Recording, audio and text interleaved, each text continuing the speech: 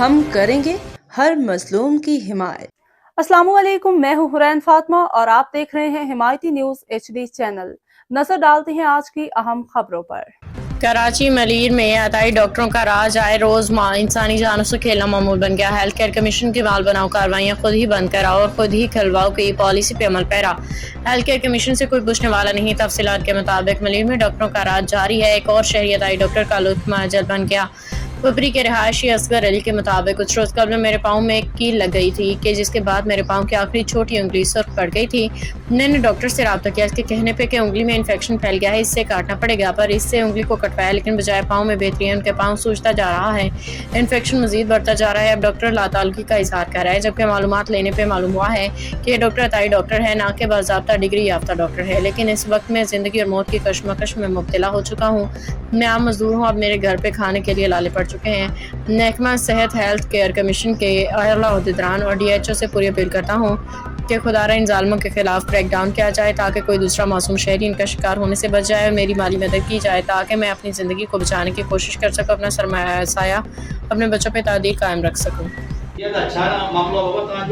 सही मामलो असांजो इहो आहे त मुंहिंजे चाचे के कोको लॻो पेर में कमु कंदो आहे, रेड़ी हलाईंदो आहे।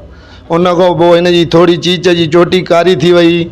मां हिते नओं में छोकिरनि हिन खे ॾेखारियो, डॉक्टर खे वञी हुन सां ॻाल्हि ॿोल कयूं। हुन चयो आहे मां सिविल अस्पताल में सर्जन आहियां, पाण डॉक्टर आहियां, मां ऑपरेशनियूं कंदो आहियां।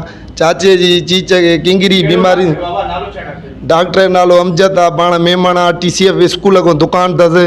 अस्पताल इलाइक़ो इहो ई आहे साईं, माना जेको आहे सो छानवाद कोट हिन में थो अचे पंहिंजो पिपरी में।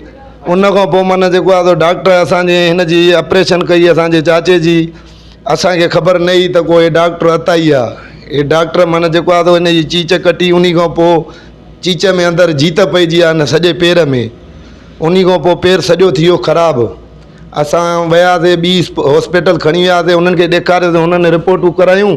जंहिं रिपोर्टुनि में लिखियल हो त 5 पॉइंट रत आहे, ॿी रत जिस्म में न आहे। डॉक्टरनि चयो त ईअं हीअ चीच न कटिबी आहे। हिन महिल असांजो कमु मज़ूरी करण वारो माण्हू उनखे डॉक्टर घर विहारे छॾियो आहे। कारोबार त ख़तमु थी वियो, पर हींअर असांजो माना जेको आहे सो इलाजनि जो ज़रियो घटिजंदो थो वञे।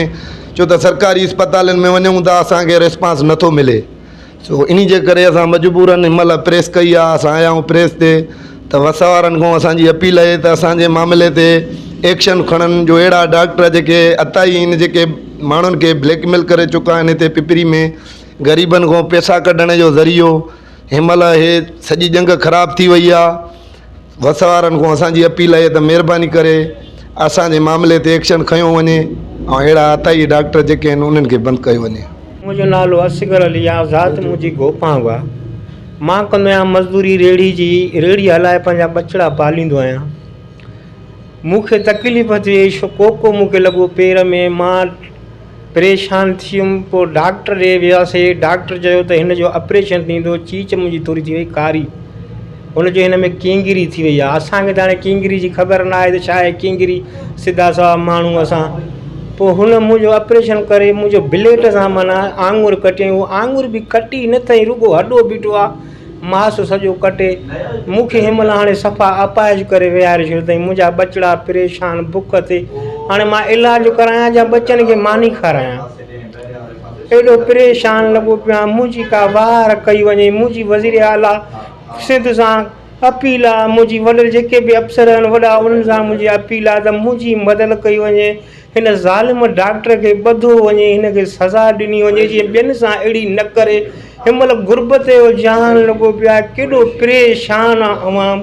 माण्हू मरनि था बुखुनि जे आसिरे। हाणे असां इलाजु काॾों करायूं? एतिरो वस वारनि खे अपील आहे त मां ग़रीब जी वार कई वञे, महिरबानी।